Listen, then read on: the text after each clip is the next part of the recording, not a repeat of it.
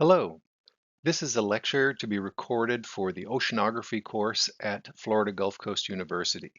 This lecture will cover aspects of marine geology, including Earth's formation and structure, and the process of plate tectonics. As a warm-up, we're looking at a picture of part of the Earth from space, where you can see two continents nearly meeting, separated by a narrow strait of ocean. If you're wondering what part of the world this is actually where the Mediterranean meets the Atlantic and the narrow strait separates southern Europe, Spain, from northern Africa, Morocco. So, in order to understand these processes of the planet Earth, we need to go way back in time to understand where Earth itself came from. And we're going to go all the way back to the beginning of time itself, to the origin of the universe in a cataclysmic event called the Big Bang, which happened about 14 billion years ago. Current estimates are around 13.8 billion years have elapsed since the universe formed. So a lot has happened since then. And this slide here sort of talks about some of the changes that happened in the milliseconds after the Big Bang, and then the subsequent changes that have sort of reshaped the universe in the succeeding aeons since the Big Bang. So when the Big Bang first occurred, everything was unimaginably hot. Matter as we know it didn't even exist. But as time went on, the universe spread out and cooled down enough for matter, the elements of the periodic table to begin to form. And as the universe spread out and cooled further, the matter sort of collected due to gravitational forces into clumps that became stars and nebulae. And within the center of stars, the elements of the universe were sort of reforged and reprocessed into other elements. And this sort of cycle continued for billions of years, and the universe continued to spread and cool. So now we have this sort of mostly empty space universe that we live in, where there are clusters of stars in galaxies, and clusters of gas and dust and individual stars within the galaxies.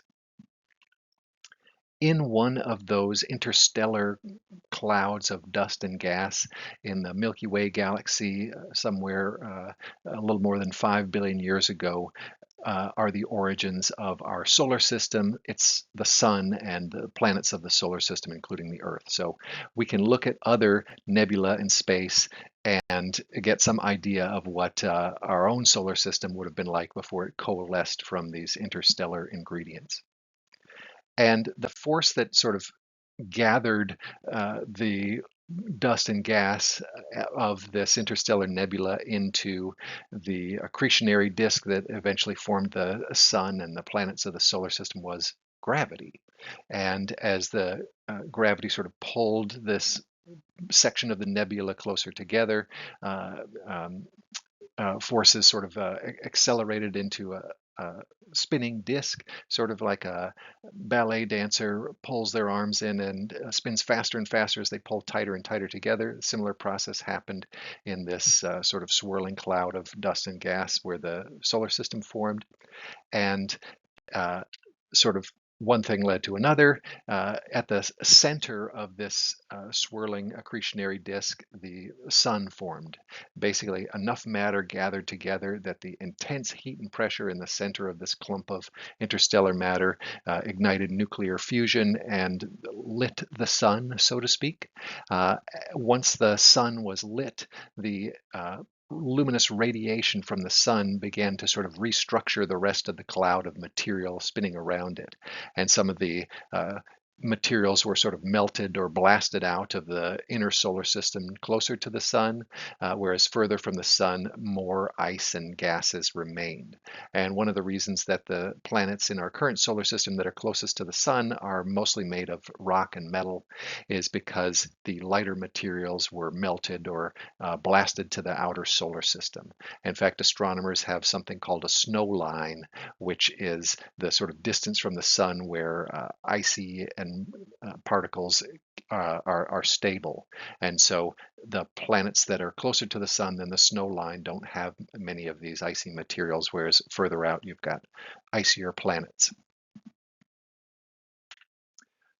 Our own planet was one of the rocky planets closer to the sun, um, and it took a while for our planet to reach its sort of current size and shape. It was, you can imagine the planet sort of snowballing together from accreting rock and dust and debris clumped together by gravity. So it would have been a very violent time of constant meteors colliding and lumping together and collecting into this planet. And we think that a protoplanet that was fairly large formed prior to what we know as the modern Earth.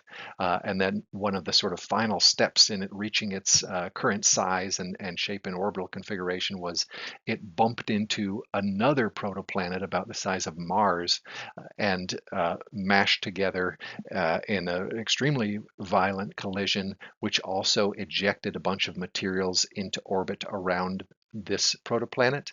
And we think that material that was ejected from the collision of these two somewhat smaller than Earth protoplanets created the Earth as we know it, and also the material ejected became the Moon.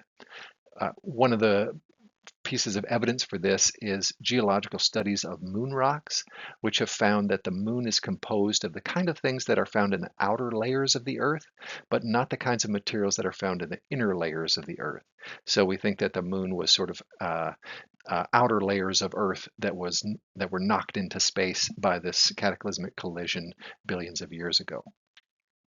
So that happened somewhere more than 4.5 billion years ago, and we think that the Earth had sort of reached its kind of final size and position by about 4.5 billion years ago.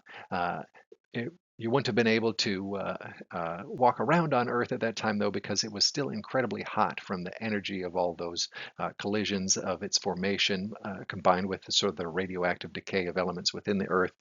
It was incredibly hot, and the rock was molten even at the surface of the Earth at that time.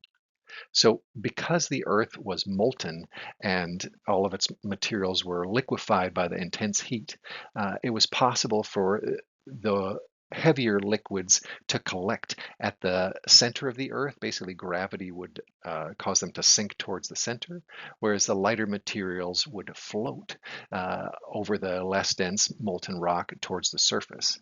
And some of the lightest materials of all, of course, would be gases like hydrogen and helium.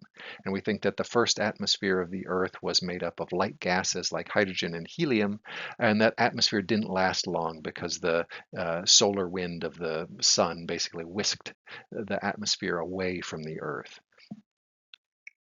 So if you were able to sort of cross-section the Earth today, you'd see that it now has these very distinct layers. There's the outermost layers, including the atmosphere, the hydrosphere, which is the water, and the biosphere, that's the life.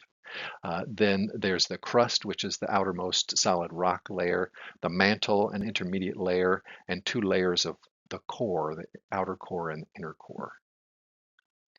And again, these layers formed because when Earth was completely molten, early in its formation, it was possible for the heavy elements to collect in the center and sort of stratify. Stratification is a word for layering into the heaviest elements at the center of the Earth and the lighter elements near the surface of the Earth.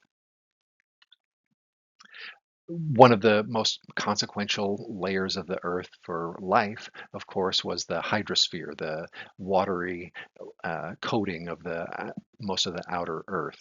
And we think that water was sort of released among other gases that were released in this process called outgassing from the molten materials in the Earth. They basically belched out of volcanoes and vents in the early Earth, filling the atmosphere with gases, including nitrogen, oxygen, water vapor. And basically clouds formed in the early atmosphere of water vapor. And when it was cool enough, those clouds could condense into rain. So this was really sort of like the second atmosphere of the Earth, because the very first atmosphere that would have formed would have been the lightest elements that outgassed first, the hydrogen and the helium. But those were so light, and the solar wind early in the history of the solar system was so strong that the first atmosphere was whisked away from the Earth. But then as outgassing continued and some heavier gases like water vapor were released into the atmosphere, um, those that atmosphere stuck around. And when it was cool enough, the water vapor was able to condense into clouds. Those clouds, when it was cooler still, could form rain. At first, the rain probably would have boiled right back up off the searing hot surface of the Earth into clouds again. But eventually, the Earth's surface had cooled enough that the rain was able to pool up and form uh, oceans. So to review the exterior layers of the Earth, the hydrosphere refers to all of the watery layers of the Earth. So most of the water on the surface of the Earth is in the oceans, but other water sources are significant as well. Fresh water can be in the surface in lakes and rivers and underground in the groundwater. There's a lot of water stored in ice and snow, particularly in the polar regions and high mountains. And water vapor in the atmosphere is another part of the hydrosphere. The atmosphere of the modern Earth is mostly nitrogen gas, N2. The second most abundant component in the atmosphere of the Earth is oxygen, which is about 21% of the Earth's atmosphere. Argon is about 1% of the Earth's atmosphere, and some other gases that are less than 1% of the Earth's atmosphere, percentage-wise, are nonetheless consequential. And gases like carbon dioxide, we'll learn about later in the course, have an important influence on the properties of the atmosphere, and also methane, ozone, abbreviated O3, water vapor, and there are other things in the atmosphere as well, like dust and pollution. The biosphere, it refers to all of the sort of living or once living materials of the outer layers of the Earth, and it's predominantly made of large carbon molecules. Other elements of the biosphere include hydrogen, oxygen, nitrogen, phosphorus, and a few other elements that are commonly incorporated in the molecules of living things. Now, the interior layers are the main subject of this marine geology lecture. So the interior layers of the Earth are classified in two different ways. So we sort of have to learn these two ways of classifying the interior layers of the Earth. Way number one is classifying the layers of the Earth by chemical composition, what materials or what elements they're made of. And the second way is by their physical properties, like basically whether they're liquid or solid. And as you can see, there's some overlap and some differentiation within some discrepancy between these two classification systems, which is why you have to understand both. The mantle, for example, is made up of silicate materials rich in iron and magnesium. So that's how you classify it chemically, as mantle. But then there's these three distinct parts of the mantle. The outermost mantle is called the lithosphere, which is solid rock. In the asthenosphere, the rock is more liquid. It's not quite as liquid as water, but it's movable. We call it plastic, which means it's liquidy. And then the mesosphere, deeper within the mantle, is solid due to great pressures there. Similarly, in the core of the Earth, there's also an outer core, which is liquid, and an inner core, which is more solid. So looking more at this sort of chemical composition of the different layers of the Earth, we're going to start from the outside in and describe what makes up the outermost solid rock layers of the Earth, which we call the crust. So the crust is made up of aluminum, silicon, and oxygen predominantly, and its density is about 3 grams per centimeter cubed. It ranges from 2.7 to 3.3 grams per centimeter cubed, depending on the type of rock and the location in the crust. There are also some differences between the crust of the ocean floor versus the crust that makes up the continents, and we'll talk about those differences within the crust later in the lecture. Okay, so beneath the crust, there is mantle. The mantle includes some of the same ingredients as the crust, like silicon and oxygen, but it includes a greater proportion of heavier elements like magnesium and iron as well. And the density, because it includes more of those heavy elements and because those elements are somewhat compressed by the pressure, is higher on average than that of the crust. The core is made up of heavier elements still, including the metals iron and nickel, and also sulfur is a part of the core, and its density is quite a bit higher than either the mantle or the crust. The core on average has a density of 9.9 to 13 grams per centimeter cubed. And one little caveat that I wanted to add on this slide is that the density of these chemical layers of the earth is affected not just by the elements that they're made of, but also by how much pressure those elements are under. So even though solids and liquids are not nearly as compressible as something like a gas, they are somewhat compressible when under the tremendous pressures of thousands of kilometers of rock. And so simply having the atoms squeezed a little closer together actually increases the density somewhat of the inner layers of the earth.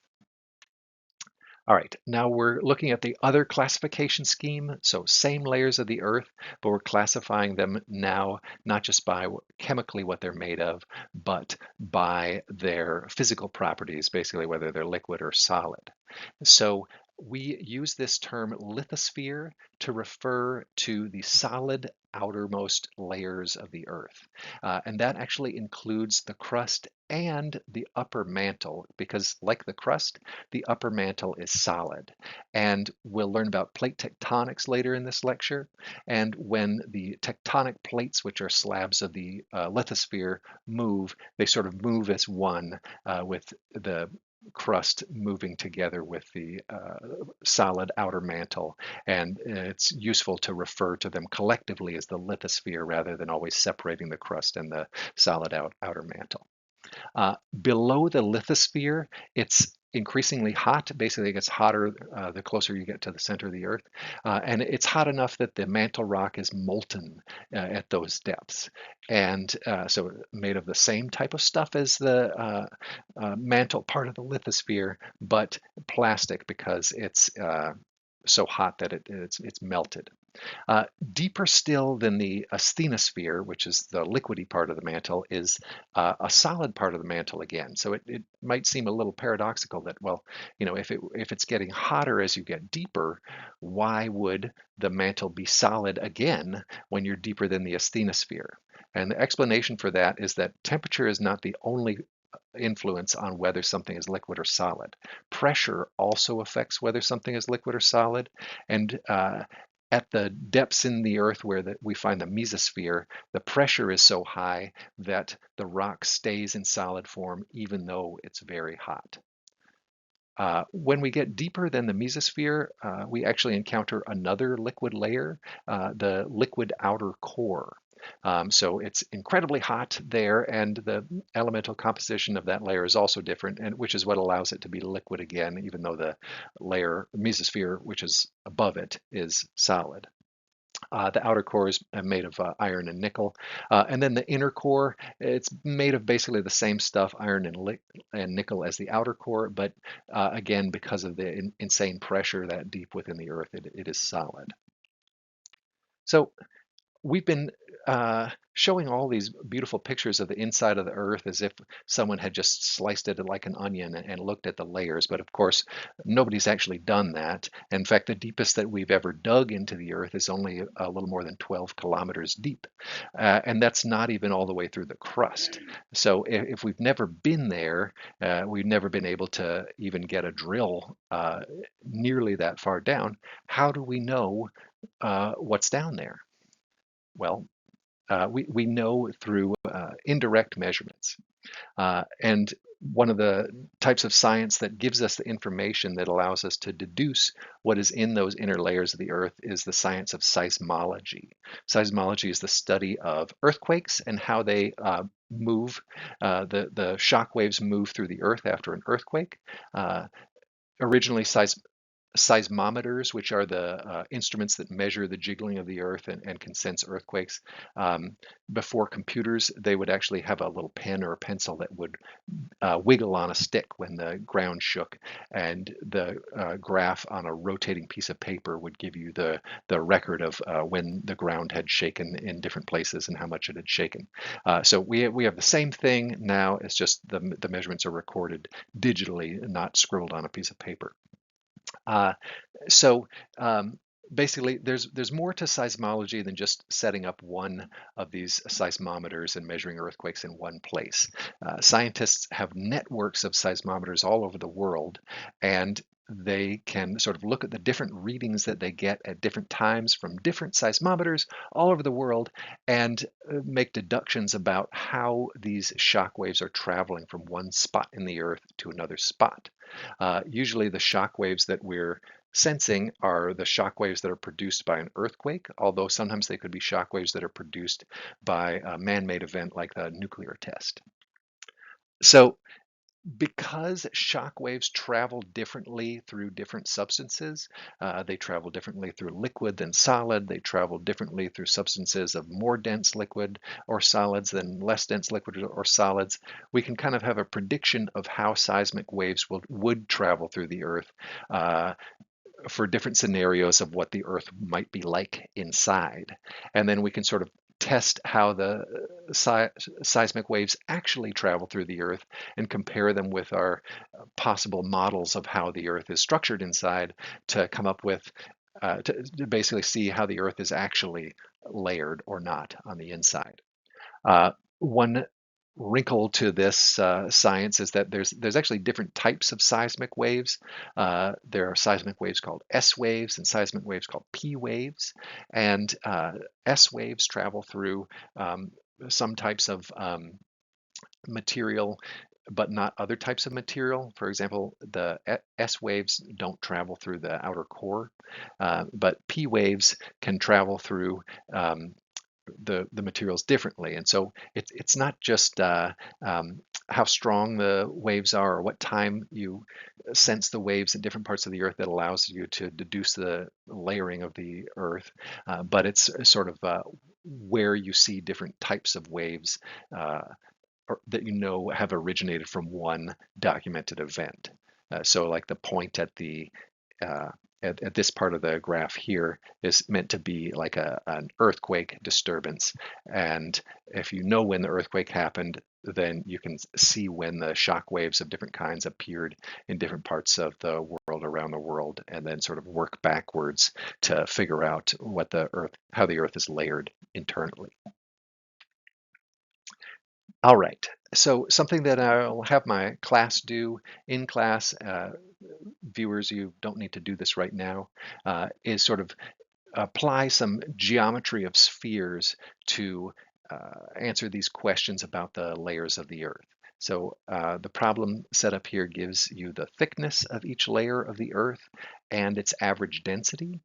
And then you have to answer some questions applying geometry to figure out things like the weight of the Earth based on the density and the thickness of the layers that are mentioned here. All right. We're going to talk about the layers now, mostly focusing on the outer layers of the Earth, which are most relevant to oceanography. The crust and the mantle are for the most part, going to be the only layers that we talk about for the rest of the lecture. But the crust is really an important layer of the Earth because it's the layer that you're standing on right now or sitting on. Um, and it's important for other reasons as well. One of the most important things to know about the crust is that there's two different kinds, and they're not evenly distributed. It's not like the Earth is just salt and pepper, evenly mixed different crust types. Continental crust, which is one type of crust, is lumped together in continents, whereas oceanic crust is the type of crust that forms the seafloor.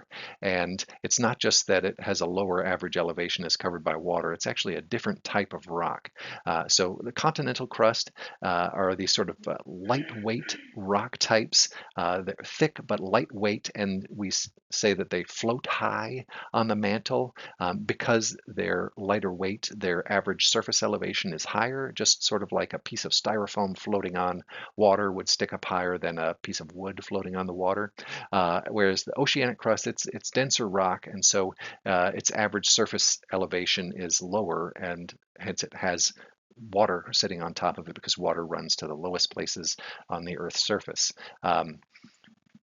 Another difference between the continental crust and the oceanic crust that's important is the continental crust, it's um, longer lived. Basically, it's hard for this sort of lightweight, thick slabs of rock to get ground back into the lava of the earth, and so they sort of stick around for millions or billions of years. Whereas the oceanic crust, because it's sort of thin and dense rock, it's easily pushed back into the molten layers of the asthenosphere and sort of recycled back into the earth.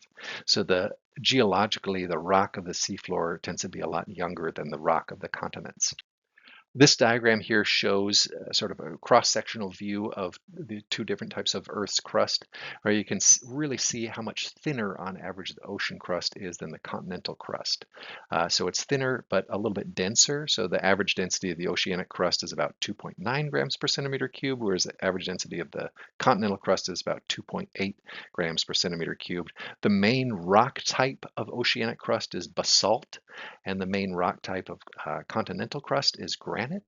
Another feature of both the sort of continents and the seafloor is that the the rock of the crust is oftentimes overlain by many, many layers of sedimentary materials, so sand and mud that have built up over the years, and then some has been compressed into rock. So sometimes you have to drill pretty deep through these layers of sediment to see the underlying rock.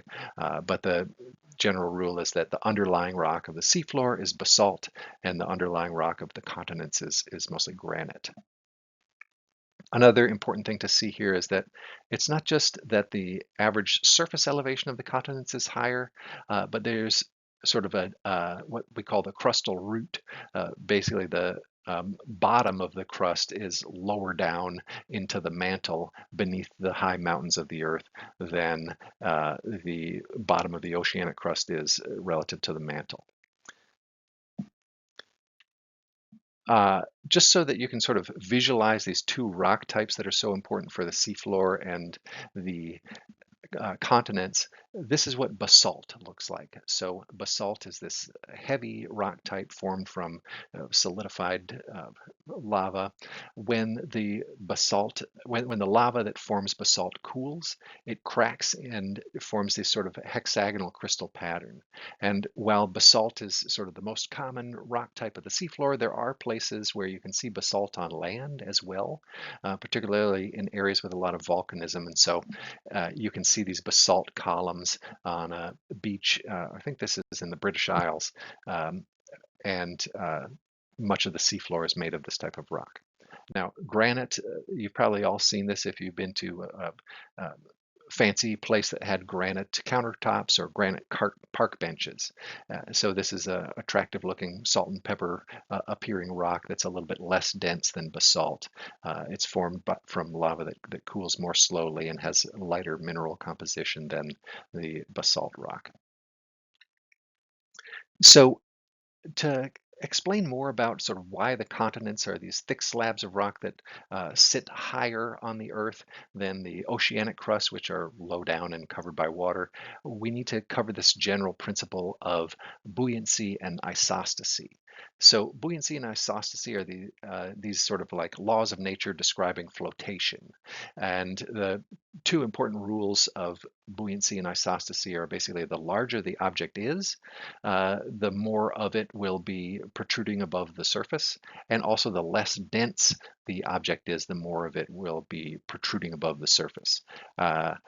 So there's that colloquial expression, oh, that's just the tip of the iceberg. And that's based on the fact that ice is really just a little bit less dense than liquid water. And so when an iceberg is floating in the ocean, the amount of ice that sticks above the water is small in comparison to the amount of ice that's beneath the surface.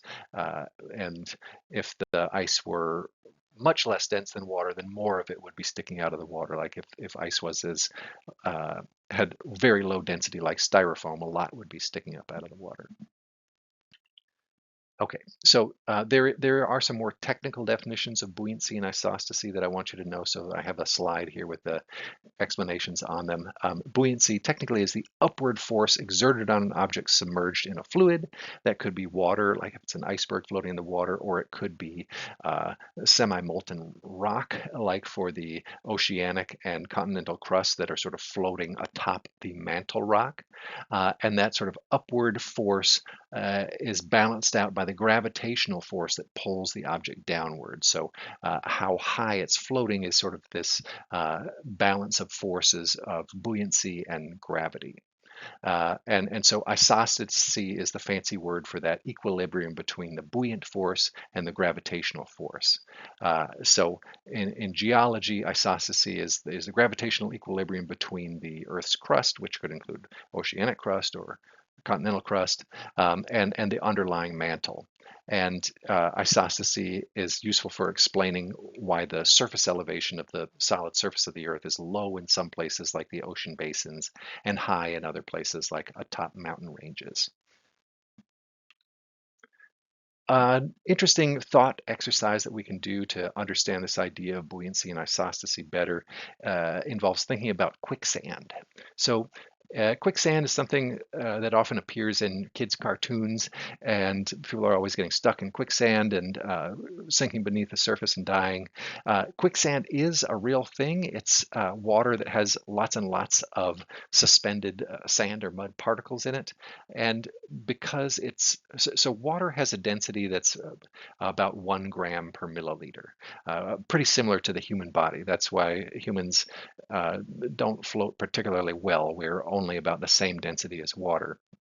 But quicksand, actually, because it has so much rock mixed in with the water, tiny particles of rock that are suspended in the water, it actually has a higher density on average than regular water.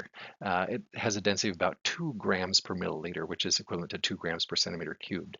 And so if you're standing in quicksand, you actually won't sink all the way. You'll only sink about halfway um, to the point at which the buoyant force acting on your lower body is balanced out by the gravitational force acting on the parts of your body that are protruding above the quicksand.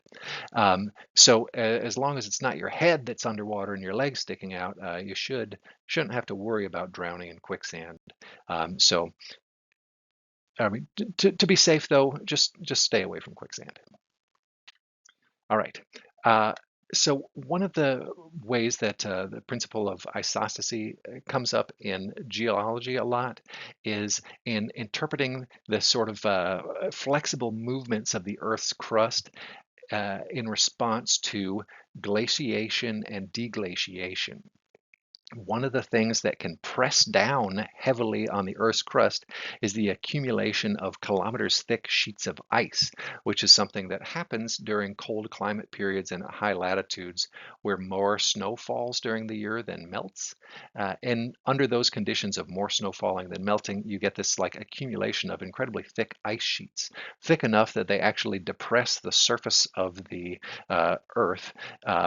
And it's not just that the Earth is being squished, it's actually being pushed down into the viscous asthenosphere below the lithosphere. And an interesting thing that happens is that the crust away from the ice covered area will actually bulge up in sort of response to it being pressed down in one area, just as if you sort of push down on a pillow, the other parts of the pillow away from where your hand was pushing down would bulge up. So a similar principle applies when there are huge masses of heavy things like ice sheets sitting on the land. If the ice then melted, then the Earth would sort of rebound in this process called isostatic rebound. And that's something that's actually happening in places like Canada that used to be covered by glaciers, 15,000 years ago. And since the glaciers melted, the land is still in this sort of rising process. And even though global sea level rise on average is global sea level is increasing on average planet-wide, the places where isostatic rebound is occurring are actually seeing a drop in relative sea level because the land is still rising there, subsequent to the melting of glacial ice.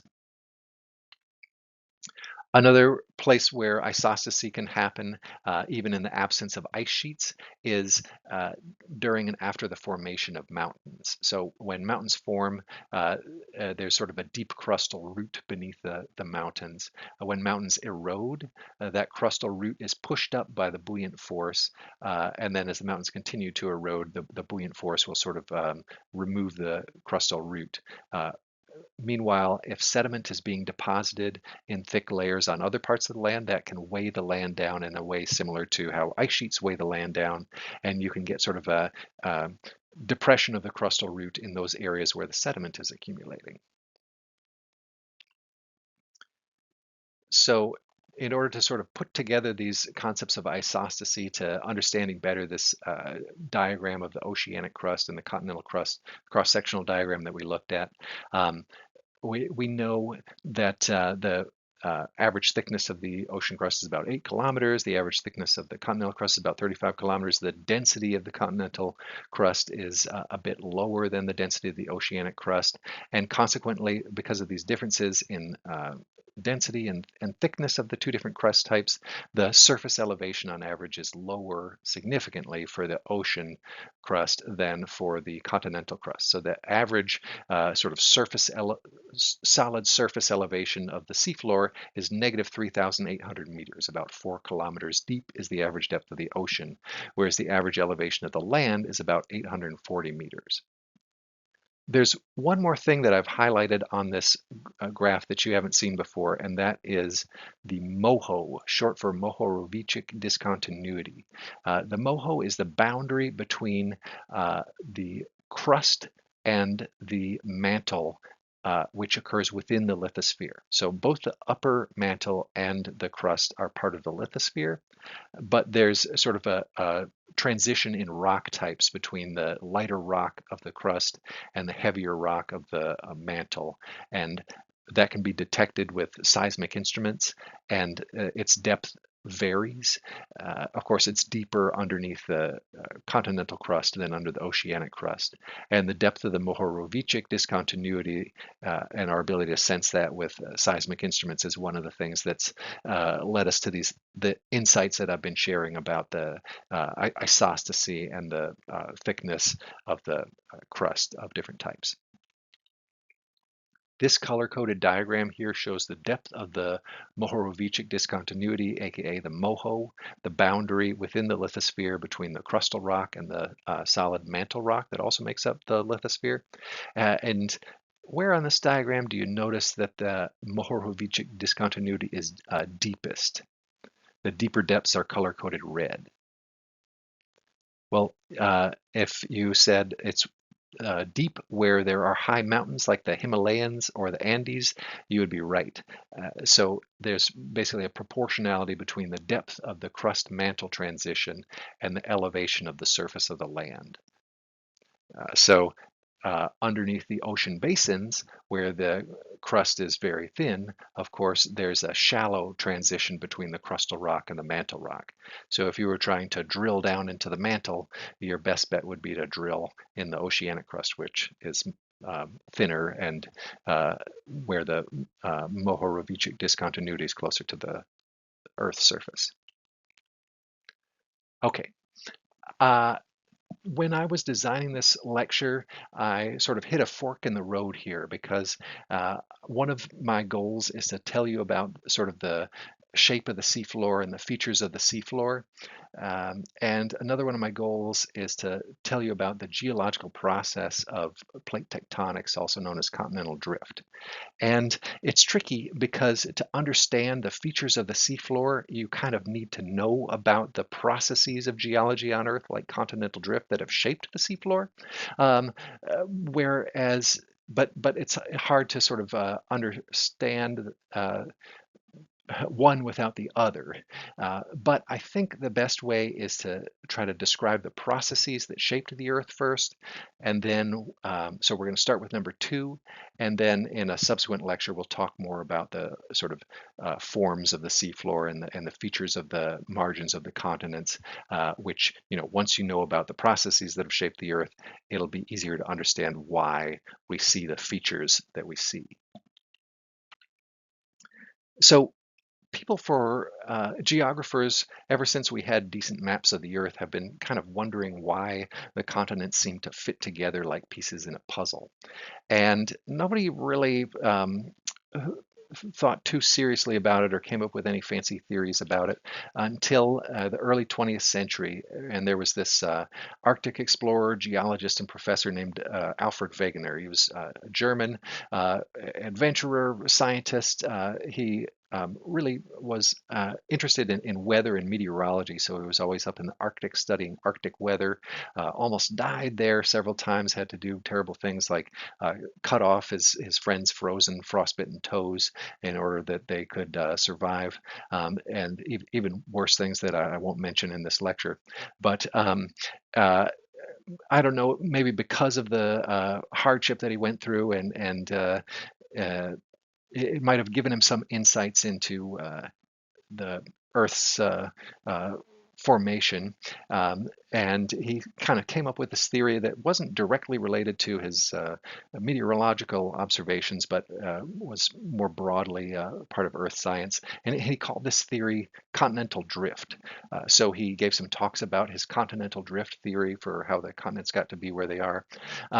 And everybody laughed at him. Almost everybody laughed at him. His theory was widely criticized because it had some weaknesses, but he's been partially vindicated after his death in 1930 because he turned out he wasn't wrong about the continents having moved from their original places. He just didn't have the whole story. So let's learn more about his theory of continental drift, and then what new information we have about how the continents really moved. So, Alfred Wegener's continental drift theory started with that basic observation that the continents look like they kind of fit together like a puzzle. You can kind of wedge South America together with Africa, and they seem to fit, and you could nestle North America in there too. Uh, so, Alfred Wegener kind of did this puzzle work and proposed that at some time in the past, all the continents had been lumped together into one supercontinent that he called Pangaea. And he said that when the continents were lumped together in one big continent, the ocean would have also, of course, been one big ocean that he called Panthalassa.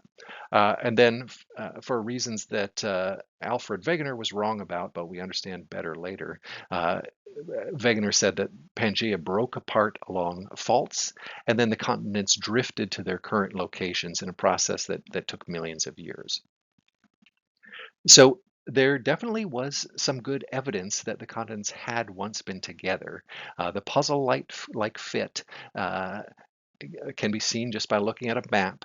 But once we had information on elevation of the seafloor, we realized that the fit was actually even better than it looks like on the map. Because if you match together the continents at the 2,000-meter depth line in the ocean, which is more where the true boundary of the continental land masses is, then they fit together even better. That this happened in the 1960s after Wegener had already died, but it sort of was one of the things that confirmed that Alfred Wegener wasn't totally wrong. Uh, and it's not just piecing together the outlines of the continents. It's about sort of just as when you're putting together an actual puzzle, you don't just try to match the shapes of the pieces, you try to match the colors and patterns of one piece to the next. And Wegener found that there were sort of geological and paleontological features within the continents that would align when the continents were sort of shifted back into the configuration that they'd been in the past in Pangaea. One of the features that matched up were mountain ranges. So there are these mountain ranges that have very similar rock types and features that are found in North America, the British Isles, and Scandinavia. And Alfred Wegener had the insight that they had all once been a long, contiguous mountain chain that had spanned part of the supercontinent Pangaea before North America and Europe split apart. Another type of geological evidence that Wegener looked at was evidence of glaciation. So when glacial ice sheets cover the land, they leave very distinctive signs. Basically, they scour the rocks in particular ways that are sort of smoking gun evidence for a glacier having scraped across the rock. Also, they leave sedimentary deposits of unsorted boulders and clays and gravels.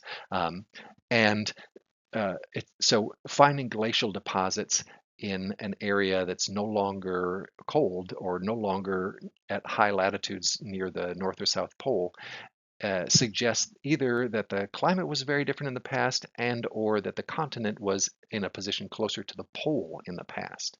And glacial deposits on the southern continents as well, including continents that are no longer near the South Pole, like the Indian subcontinent, were used to sort of support the idea that the southern continents, Australia, India, Africa, and South America, had all been sort of clustered together near the geographic South Pole at some point in the past when this sort of mass glaciation appeared, and then subsequently drifted to their current positions. And fossils of extinct organisms and related living organisms that are found separated by vast impassable distances are evidence for continents having been contiguous in the past. So if you find the exact same species of fossil reptile, for example, in South America as in Africa, that's evidence of what was once a contiguous habitat that was then split by the continents drifting apart. This map here shows some of the variety of different fossil organisms that are found in continents that are no longer near each other, but at the time of Pangaea were a contiguous landmass. So that includes plant fossils like the fern Glossopteris, land reptiles of predating the dinosaurs, and also some freshwater reptiles that wouldn't have been able to cross oceans but are found on continents that are now separated by ocean. So there, there was a lot that Alfred Wegener had going for his theory. He had the puzzle-like fit, he had the patterns of rocks, glacial evidence, and fossils that were sort of matching up from one continent to the other when they were pieced back in their original positions. But the real weakness was that Alfred Wegener's explanation for how the continents had moved, it just didn't make sense in terms of physics. He thought that gravity and forces of Earth's rotation moved the continents and that they moved relatively easily through sort of thin, flexible oceanic crust. And there just wasn't evidence that the oceanic crust had been plowed through, and the physics of the forces that would be required to move the continents around like that just didn't work out. So people dismissed Wegener's theory. But like I said, Wegener was partially vindicated later. As we learned more about the seafloor in particular, we realized that the continents hadn't plowed through the seafloor, but the seafloor itself had expanded and changed and moved in ways that moved the continents. So originally we thought that the seafloor was basically just like a bowl, that was just kind of flat or like gradually concave as you went from one side to the other.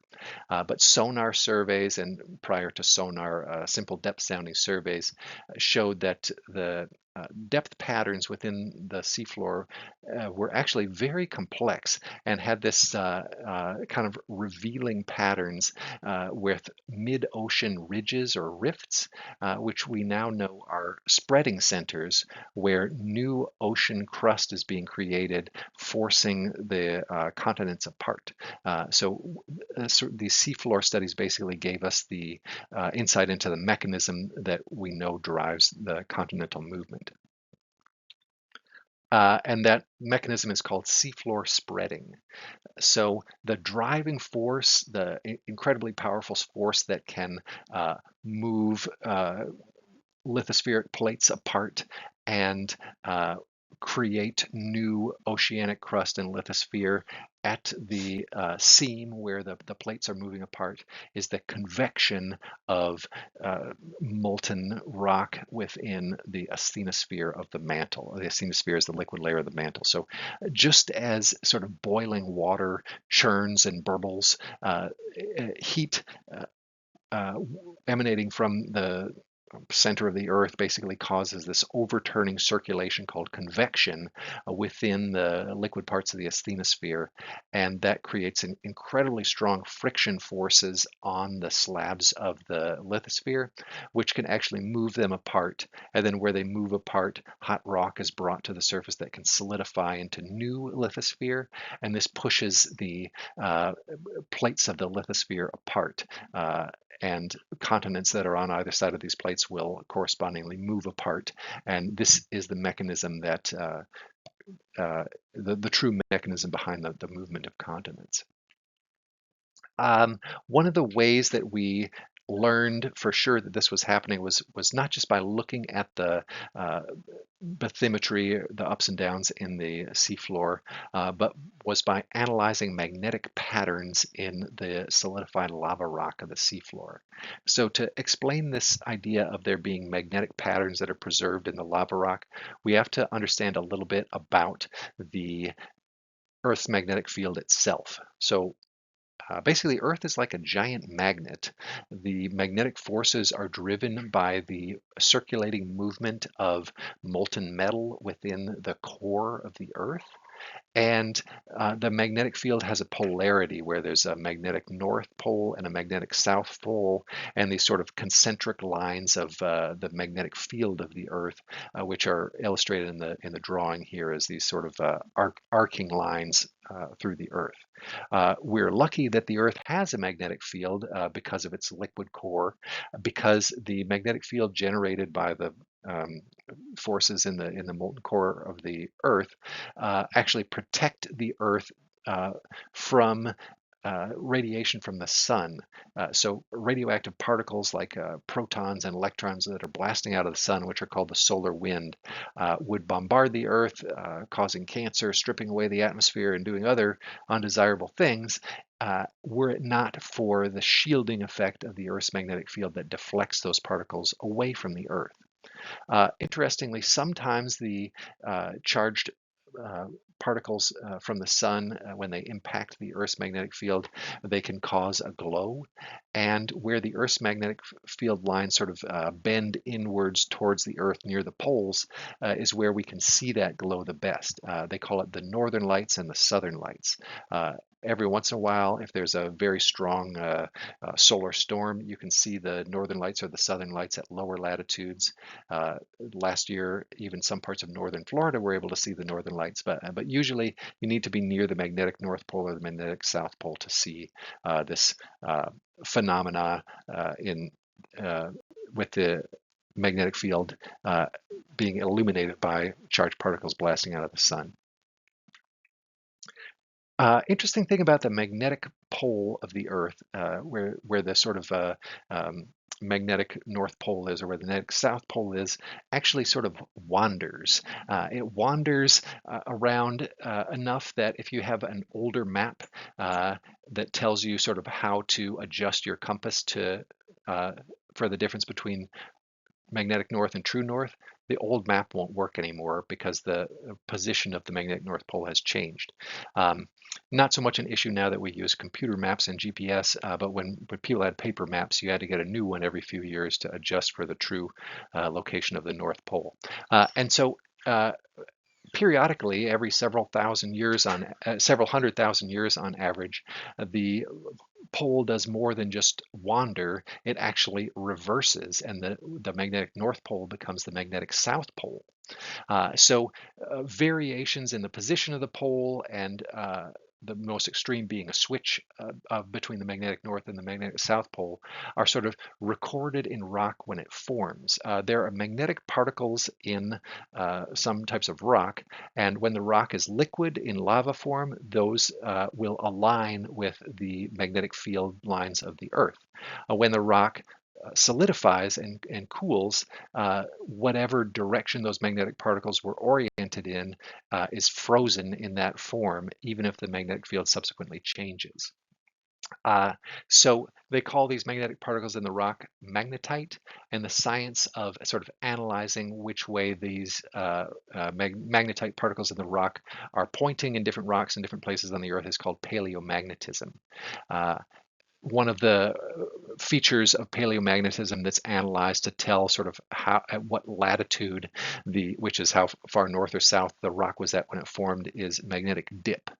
If you're at the North Pole, the magnetic lines are going like straight into the Earth, so the magnetite would be sort of oriented vertically.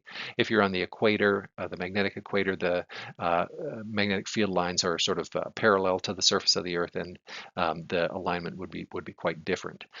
So it would be interesting and weird if you found sort of prehistoric rock that had its magnetite particles aligned in a way that was different than the current orientation of the magnetic field, and it would lead you to conclude either the magnetic field had changed a lot over that time, and or the position of the rock had changed a lot from when it was formed, maybe due to uh, continental movements. So this type of paleomagnetic evidence has been put together by astute scientists integrating measurements from around the world and sort of deducing where the different continents were at different times in Earth's history based on where the sort of magnetite particles are pointing towards the supposed pole position at rocks dated to different ages. And so one of the interesting things that we find is that rocks in North America seem to point to the pole being in a different place than rocks in Eurasia point to. But if we sort of adjust for the continents having been in a different position, then we can see, oh, actually, the pole was not moving that much. It's the continents moved, and that's why you get this sort of apparent polar wandering over time. Another sort of striking pattern we can see of paleomagnetism is this sort of parallel bands of rock of different magnetic signatures on either side of the spreading centers on divergent plate boundaries in the seafloor where new oceanic crust is being created. So when new crust is being created, it's formed from lava, and the youngest crust is the crust closest to the sort of axis of the spreading center. And then as you move further away from the axis, the rock on either side is older, and you see the sort of mirror image of the magnetic polarity reversals in the sort of the bands of rock at increasing distances from the spreading center. And that sort of reveals how new seafloor was created, spreading the continents further apart that are opposite the ocean basin where the new seafloor is being created. The last magnetic polarity switch was about 800,000 years ago. And we're on average, we might be due for another one, but it's hard to predict when it's going to happen. Okay, so seafloor spreading is not super fast. It's about 2 centimeters per year, but the Earth is very old, and 2 centimeters per year adds up over millions of years to a lot of centimeters, as many centimeters as there are in the distance from North America to Europe. And hence, the Atlantic Ocean has formed over millions of years from just this slow process of seafloor spreading. And likewise, other ocean basins have grown and changed shape due to the seafloor spreading process as well. You might be wondering, like, well, okay, so if new oceanic crust is created by seafloor spreading, uh, where does the old oceanic crust go? So we'll get to that in a second. Um, One of the things that is sort of an interesting detail about the uh, spreading of the at these spreading centers, the divergent plate boundaries where new seafloor is created, is that there are a lot of cracks that form perpendicular to the spreading center, the ridge, and we call those transform faults. And that forms because parts of the spreading center tend to spread faster than other parts. And so as the different slabs of the crust get out of sync in their spreading, then they have to slide past each other. And the cracks that form when one piece slides past another are called transform faults. There are also sort of like vertical creases that form in the rock that are called normal faults, and those normal faults are parallel to the axis of the ridge where the seafloor is spreading apart. Transform faults, these ones where the sort of plates of the Earth's crust are sliding past each other, but not spreading apart or coming together, just sliding sideways past each other. There's a lot of friction along transform faults, and really big earthquakes can occur along transform faults, as they can along other types of cracks between sections of the tectonic plates of the Earth. But some of the most famous earthquakes in the world are the ones that happen in the U.S. state of California, and the San Andreas Fault, which is responsible for a lot of those California earthquakes, is one example of a transform fault. All right, so one of the really cool things that you can do with sort of modern technology and our ability to sort of date rocks and analyze seafloor spreading is you can make detailed maps of the Earth that are color coded by the age of the seafloor rock. And you can see that around these so-called mid-ocean ridges where new oceanic crust is created and the continents are sort of driven apart by the expansion of the seafloor, you find the youngest rock closest to the axis of the ridge, and then the further away you get from the ridge, the older the rock is. But the oldest rock that you can find on the seafloor is only about 150 to 200 million years old, whereas the Earth itself is 4.5 billion years old. So you might wonder, like, well, where's the older rock? What's happening to the rock? That gets rid of it before it reaches ripe old age, the seafloor rock. And well, I'll reveal the secret. Basically, the rock of the seafloor, although it can be sort of subducted beneath other tectonic plates and melted back into the Earth. And so usually that happens before it reaches 200 million years old or so. And that's why there's no very old seafloor rock. The places where we do find the oldest seafloor rock are beneath what we call passive margins, where there's no subduction happening, and they're sort of buried beneath old layers of sediment. This is another color-coded graph that shows pretty much the same thing as the previous slide. Basically, the red is the youngest seafloor rock, and the blue is the oldest seafloor rock. So you can see it's young near the spreading centers of the divergent plate boundaries where new seafloor is being created and the ocean basins are being expanded, and it's older at sort of at the most distant points from those spreading centers. You might ask, how do we know the age of the rock? And it's not easy, but geologists use a variety of what they call radioisotopes, which are elements we'll talk more about later in the course, but basically they're elements with an unusual and unstable number of neutrons that don't last forever. And so over time, as the rock ages, its proportion of the sort of radioactive forms of those isotopes diminishes, and rock that's very depleted in the radioisotopes of interest can be deduced to be older than the rock that is freshly formed and has a larger amount of those radioactive elements in it. This graph here is for a radioactive element called carbon-14. Carbon-14 is actually not useful for dating old rocks because carbon-14 decays too fast. It's just the graph that I had here. What carbon-14 is useful for is dating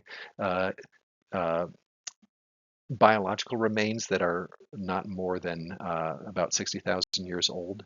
But when we're talking about rocks, we're talking about millions to hundreds of millions of years. So you need other different isotopes to date the rocks. Okay, so putting together all of this evidence that we've collected, not only from the puzzle-like fit of the continents and the other forms of evidence that Wegener had, but evidence from studies of the seafloor, paleomagnetism, the age of the rocks in different parts of the seafloor, we've been able to sort of piece together the real way that the continents move, and we call this modern understanding of what was formerly known as continental drift plate tectonics. So here's the key points of plate tectonics. One, Earth's lithosphere, the solid outer layer, is divided into plates that are separated by fault lines, and those plates can move somewhat independently of each other. So a plate includes, it always includes the solid upper mantle, and the very outermost layer, the frosting on the plate, if you will, is either oceanic crust or continental crust. And one lithospheric plate could be totally oceanic crust, or it could be totally continental crust, or it could be a combination of continental crust and oceanic crust that move together as one plate.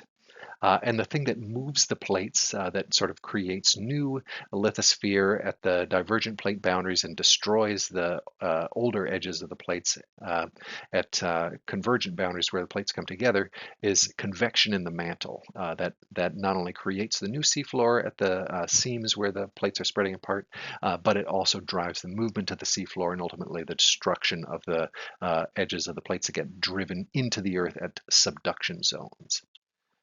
This cross-sectional view shows both a divergent plate boundary where, I'm going to change my color here, so this shows where new lithospheric plate is being created at a divergent plate boundary, and it also shows where the older lithospheric plate is being destroyed, where it's plunging beneath another lithospheric plate and then ultimately melting when it gets deep enough within the asthenosphere that it melts because of the temperature.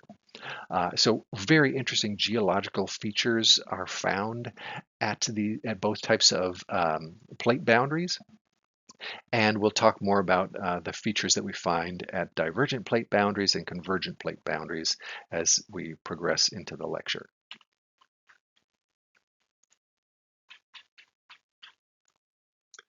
This map here shows the lithospheric plates of the Earth. You can see that sometimes they're named by the continent or the ocean basin that comprises most of the plate. One of the interesting things about the lithospheric plates is that they very frequently include both some continental crust and some oceanic crust.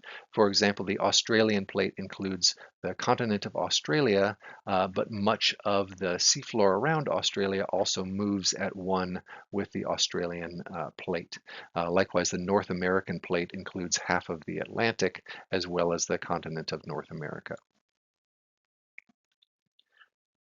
Along the boundaries between lithospheric plates, there are very geologically active zones with a lot of volcanoes and earthquakes.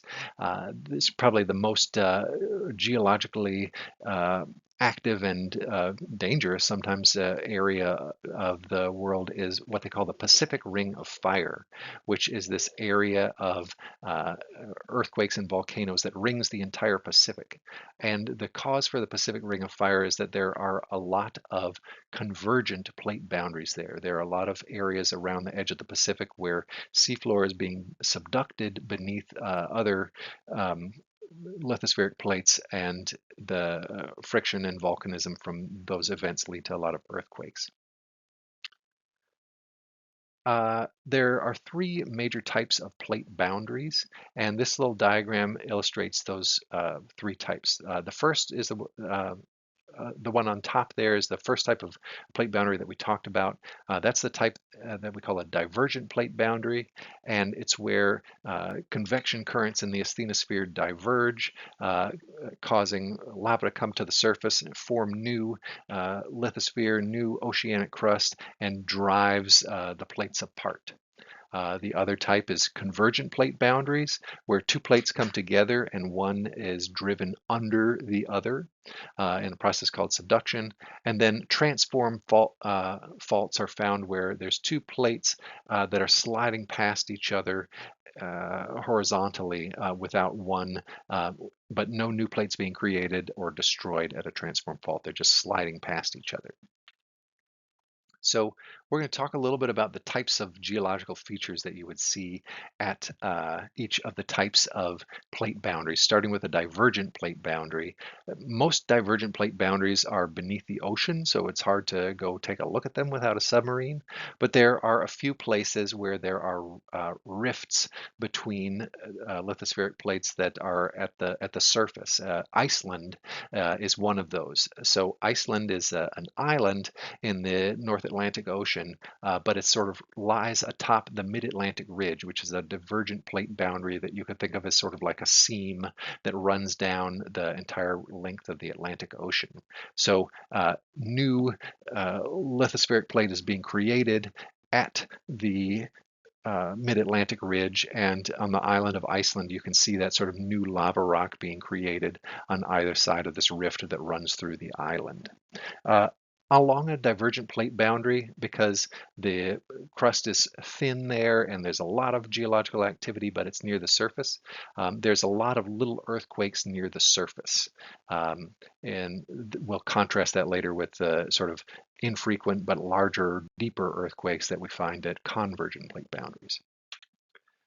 So one of the interesting things about mid-ocean ridges, or basically the divergent plate boundaries that we find in the middle of the oceans, is they didn't necessarily start in the middle of an ocean. In fact, a mid-ocean ridge could start in the middle of a continent if there is sort of like the right kind of divergence in the convective forces of the asthenosphere. There could be volcanism along a line through the continent, and initially there would be sort of upwarping and swelling of the land, and then the land would begin to collapse, and new dense rock would be created at a lower elevation. A rift would form in the continent. Eventually, that rift would be getting driven so far apart that it would basically pull the two chunks of the continent apart, and ocean water would come in, and you'd have what they call a linear sea, which is sort of like a young, narrow sea. The Red Sea in the Middle East is an example of one of these newly forming oceans. And then over time, that sort of narrow sea that just formed would become a larger full-sized ocean basin. There are some interesting places in East Africa and the Middle East where you can see different stages of this kind of development of a new ocean basin. In the Red Sea, there actually is a sea there, right? A narrow, what so-called linear sea. But that same sort of extensions of that same rift system, a divergent plate boundary, actually slice through East Africa, and portions of the African continent are pulling apart from the rest of the continent. And interestingly, you can actually see rifts forming in the land in parts of East Africa. And given enough millions of years, that'll be there'll probably be additional linear seas forming within the continent of Africa, and land masses that are pulled off to the east and west of that. Okay. Moving to the other type of plate boundary, what the type 2 of 3 plate boundaries, we're at the convergent plate boundary now. So this is not where new plate is formed, but where old plate is destroyed, where two plates come together. So there's multiple possibilities for how the matchup could go between plate boundaries. It's kind of like the rock, paper, scissors game. One possibility is that a lithospheric plate with oceanic crust could converge with a lithospheric plate with continental crust. And when that happens, the lithospheric plate that is oceanic crust will be forced to subduct beneath the lithospheric plate of continental crust. The reason that the oceanic crust always ends up being the one that goes underneath the continental crust is because it's thinner and denser, whereas the continental crust is sort of like buoyant and floating high. And so naturally, the continental crust overrides the oceanic crust, and the oceanic crust plunges beneath the Earth. When it gets to a deeper depth, its rock melts. The rock of the lithosphere that melts beneath in the subducting zone then can rise up to the surface and form volcanoes on the surface of the continent over the area where the lithospheric plate's melting. A similar kind of thing can happen where there's two pieces of oceanic crust that come together. One piece of oceanic crust for uh, reasons will always subduct under the other piece. And just as the melting plate can burble up and form a line of volcanoes called an arc on land, a line of volcanoes can form where all of the melting rock from the melting plate burbles to the surface in the sea. So there are many sort of island chains in the oceans of the world that are formed along convergent plate boundaries where two oceanic plates come together. Another feature along the convergent plate boundary, both for oceanic versus continental plate collisions and oceanic versus oceanic plate collisions, is the trench. So there's sort of a depression in the seafloor where the plate sort of puckers down as it's subducting. And some of the deepest places in the ocean are along those subduction zones where the trenches form. Volcanic arcs, either on the continent or in the middle of the ocean, are features of convergent plate boundaries. Trenches are features of convergent plate boundaries as well. When the two plates that are colliding are both continental plates, it's a real battle because neither plate is particularly inclined to subduct under the other. So what happens is high mountain ranges get driven up.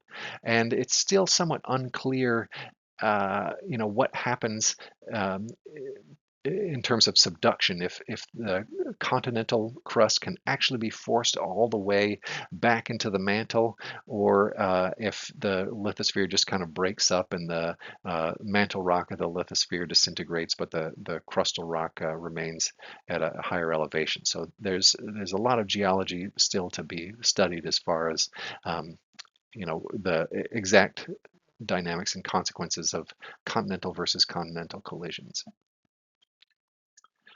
Uh, One interesting thing that we can learn from seismology is where the origins of earthquakes are.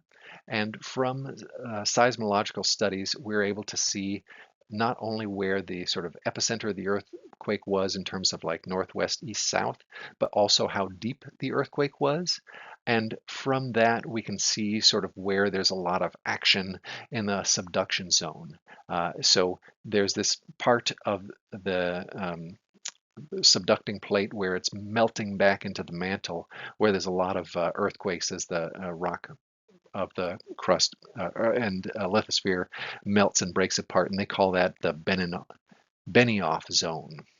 So those deep earthquakes are significant at subduction zones. Also, the sort of melting of the lithosphere plate in the subduction zone causes lava to come up and form those volcanic arcs that we mentioned earlier. And where one plate puckers under the other, you get sort of a trench forming. The Tonga Trench is one example of an oceanic trench formed at a convergent plate boundary. So just this is a little summary slide talking about kind of the different types of tectonic activity at divergent plate boundaries versus convergent plate boundaries. And one thing to remember, it's also probably going to be on the test, is that earthquakes at divergent plate boundaries, also known as spreading centers, tend to be smaller but more numerous than those at subduction zones.